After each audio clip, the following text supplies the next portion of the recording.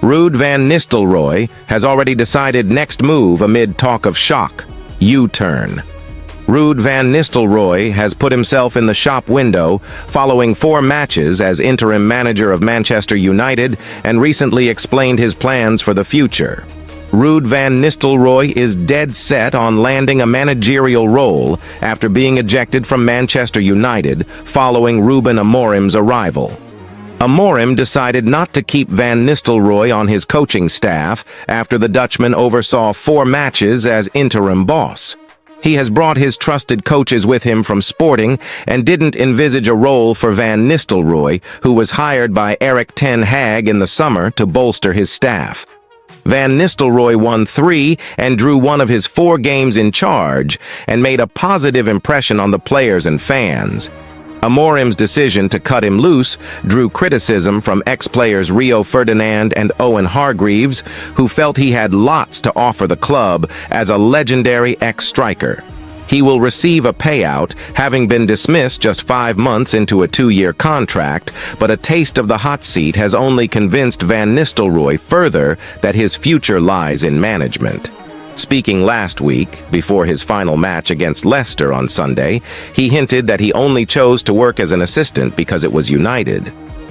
"Of course," he replied when asked if he'd like to be United manager in the future. "I thought this through well when I made the decision to come to Manchester United as an assistant manager or assistant coach. I thought that through. And I knew that coming to Manchester United was for me a special occasion where I felt I wanted to be part of this journey with the club in also an assistant role. I had clear ambitions to manage. I made the decision to sign a 2-year deal as an assistant, and I'm still in that frame of mind, to be fair, to stay in that capacity." Van Nistelrooy has put himself in the shop window at United over the past few weeks and could be offered a route into management. He held talks with Burnley over their managerial position in June and could be in contention for the role should Scott Parker be dismissed. The 48-year-old, who previously took charge of PSV Eindhoven, had held 2 meetings with chairman Alan Pace after Burnley were relegated to the Championship but decided to join Ten Hag at Old Trafford instead. Parker took the job and started well, but the club has stalled recently, managing just 1 victory in their last 5 while scoring just twice, leaving them 4th in the table. He reportedly still has admirers at Burnley, who could act if form doesn't pick up under Parker. The testimonials of United players could help Van Nistelrooy's case. Captain Bruno Fernandes spoke glowingly of Van Nistelrooy after the 2nd win over Leicester. "He brought everyone with a smile to the games. He just wanted us to enjoy it," he said. "We wanted to say goodbye as a manager for him properly because he did good things for us." Ruud van Nistelrooy's brief stint as interim manager at Manchester United, while short, made a significant impression on both the players and the fans. His 4-match run, which saw 3 wins and 1 draw, demonstrated his tactical acumen and ability to motivate the squad, despite the sudden and unexpected nature of his appointment. His decision to take on the interim role, after being hired initially as an assistant coach, was driven by his long-standing ambition to transition into management, and it was clear that he relished the opportunity. Van Nistelrooy's managerial style, grounded in positivity and encouragement, resonated with the players. Bruno Fernandes, United's captain, expressed deep appreciation for Van Nistelrooy's approach, highlighting how the Dutchman brought an infectious energy to the team and encouraged them to enjoy their football. This sense of camaraderie and focus on enjoyment of the game became a hallmark of Van Nistelrooy's brief tenure, which left a lasting impression on those who worked with him. Although his departure from United was controversial, with criticism directed at new manager Ruben Amorim's decision to part ways with the former striker, it is evident that Van Nistelrooy's time in the hot seat has only strengthened his resolve to pursue a managerial career. His past success with PSV Eindhoven, coupled with the admiration he garnered at United, has only added to his growing reputation as a potential managerial talent. With Burnley's recent struggles under Scott Parker, Van Nistelrooy could be a perfect candidate to step in and guide the club back to form. His tactical insight, leadership qualities, and motivational ability make him a manager to watch in the coming months. Ruben Amorim can improve 5 Manchester United players. After Bruno Fernandes' comment, Bruno Fernandes knows what Ruben Amorim is about after following his success at his former club, and he believes he can have a similar impact at Man Utd. Across his 2 and a bit years in charge of Manchester United, there was at least some progress made under Erik ten Hag, aside from those memorable cup final victories. Having taken over an aging team and then initially made them even older still, there has been progress recently in reducing the profile of this squad. It hasn't entirely changed, and there is always a place for experience. Casemiro and Christian Eriksen both look to be on the way out this summer, but the pair of 32-year-olds have been amongst United's best players so far. But a pivot to focusing on more youthful signings has started to pay dividends. United's average age of their regular Premier League starting 18 has dropped by between 2 and 3 years since Ten Hag's first season. Now it is up to Ruben Amorim to nurture that talent. Gradually, United have phased out some older faces and brought in younger players. Academy graduates such as Kobbie Mainoo, 19, and Alejandro Garnacho, 20, have become key first-team players. Andre Onana is 6 years younger than David de Gea. If Amorim picks a 3-man defense of Leny Yoro, Matthijs de Ligt, and Lisandro Martinez, they will be aged 19, 25, and 26. Manuel Ugarte is 23, Ahmad is 22, and Rasmus Højlund is 2021. This is a team with plenty of development to come. Just because they're young doesn't mean they will go on to reach the heights required. And it is inevitable some will fall by the wayside. But there is potential there for Amorim to work with. At 39, he is a young head coach himself. His assistant, Carlos Fernandes, is 29, and coach Adelio Candido is just 28. This is a young staff for a young team, and the aim will be to grow together. That is what happened at Sporting, where there is always a focus on youth. That is often the market that Portugal's big 3 shop in now, developing players who are inevitably sold on for a profit. The challenge is to have success while doing so, and Amorim certainly achieved that brief in Lisbon. As a former Sporting player himself, United captain Bruno Fernandes has followed Amorim's success and had some interesting insights as to how his new boss had protected young players.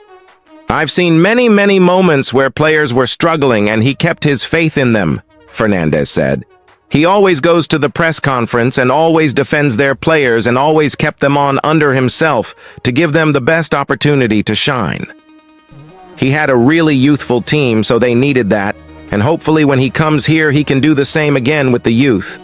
Us players with the most experience, we have to help him to get that and get the best out of every player at this club." In Amorim's first title-winning season at Sporting, his side had the 4th youngest average of the 18 teams in the top flight, and younger than their traditional rivals, Benfica and Porto. Last season it had risen to 26.1, but this term, Sporting are back to having the 2nd youngest team at 23.9. That youthful group have won 11 out of 11 league games under Amorim. 14 different teenagers have been in Amorim's 18 matchday squads in all competitions this season, with 6 of them getting some game time. That list is topped by 17-year-old winger Giovanni Quenda, who has featured in every game. This is a coach who trusts youth and has helped develop players. In the United squad, Yoro, Mainoo, Garnacho, Ahmad, and Højlund could all benefit from Amorim's trust and protection. That list includes 2 teenagers, a 20-year-old, a 21-year-old, and a 22-year-old. They will likely be critical parts of the side under the new head coach. Having earned a reputation as someone who can bring the best out of young players in Portugal, they are the quintet that will be hoping to push their own games on under Amorim. Ruben Amorim's arrival at Manchester United offers a promising future for the club's young players. Under his guidance, the likes of Kobbie Mainoo, Alejandro Garnacho, Ahmad, Rasmus Højlund, and Leny Yoro could see their potential fully realized. Amorim's focus on youth development, seen in his success at Sporting Lisbon, aligns perfectly with United's move towards a younger, more dynamic squad. With experienced players like Bruno Fernandes ready to support and mentor these emerging talents, Amorim has the tools to help them thrive. His track record suggests that he can transform these promising players into key figures for United's future. Licht work Matthijs, De Ligt claims sacked. Erik Ten Hag was unlucky and says, "Man Odded played well in many matches." De Ligt had his say on fateful penalty, which sealed Ten Hag's fate. Matthijs De Ligt claims, Erik Ten Hag was unlucky to be sacked by Manchester United and reckons his side played well in many matches. De Ligt, 25, joined United from Bayern Munich in July and quickly established himself as a first-team regular in defense. The Dutch centre-back has already clocked up 15 appearances in all competitions, and fans have been impressed with his solid performances at the back.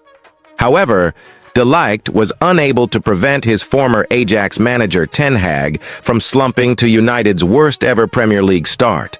The gaffer won just 3 of his opening 9 matches in the new season, while United also drew their first 3 matches of the Europa League campaign.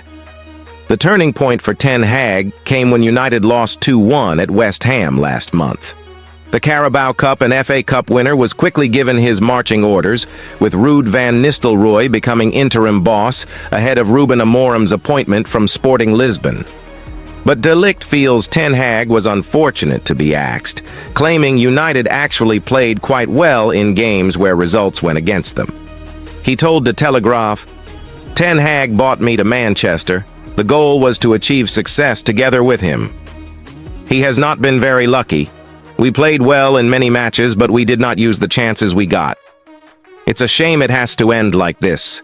A dismissal can always be quite hard. We discussed some things." De Ligt also insisted that West Ham's fateful winning penalty, which he gave away, should not have stood. He continued, "Normally I am always self-critical and I can get annoyed about things that I do not do well. But here I could not do anything about it. I could not blame myself for it. The referee committee also called us to say that it was not a penalty." United are now looking forward to a new era under former Sporting Lisbon boss Amorim. He played a 3-4-3 system in Portugal, and De Ligt could get a starring role in the heart of defense. He added, "Amorim did well at Sporting. Hopefully he can also take us to the next level. Amorim is not my first coach and he will not be my last. I did not only move to Untied for Ten Hag.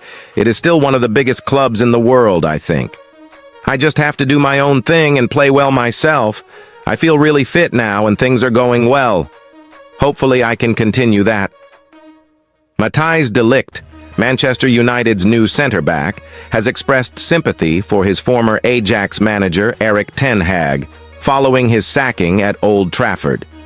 De Ligt, who joined United from Bayern Munich in July, made 15 appearances across all competitions and has impressed with his defensive performances. However, despite his solid contributions, United endured a difficult start to the 2023-24 season, with Ten Hag's side winning just 3 of their opening 9 Premier League matches and drawing all 3 of their Europa League games. This poor form culminated in a 2-1 loss to West Ham, which ultimately led to Ten Hag's dismissal. Reflecting on his former manager's sacking, De Ligt admitted that Ten Hag was unlucky, pointing out that United often played well but failed to capitalize on their chances. "We played well in many matches, but we did not use the chances we got," he said in an interview with De Telegraaf. He also acknowledged that a manager's dismissal is always difficult, especially when the team's performances weren't as bad as the results suggested. De Ligt also addressed the controversy surrounding the fateful penalty awarded to West Ham in that match, which he conceded. He firmly believed that the penalty should not have been given, explaining that, upon review, the referee committee agreed it was a mistake. "I could not blame myself for it," he said, emphasizing that he always strives to be self-critical. but in this instance, he felt no fault. Looking ahead, De Ligt is optimistic about United's future under Ruben Amorim, the new manager appointed after Ten Hag's departure. Amorim, who achieved great success with Sporting Lisbon, is expected to implement a 3-4-3 system, and De Ligt believes he could play a central role in this setup. Hopefully he can take us to the next level, De Ligt said, adding that he's excited about United's potential under Amorim's leadership.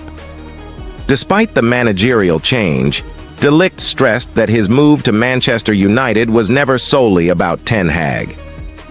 "I did not only move to United for Ten Hag. It is still one of the biggest clubs in the world," he remarked, emphasizing his focus on doing his best for the team, regardless of the managerial changes. With his confidence high and his fitness in top condition, De Ligt hopes to continue his strong performances as he looks to help United thrive under their new coach.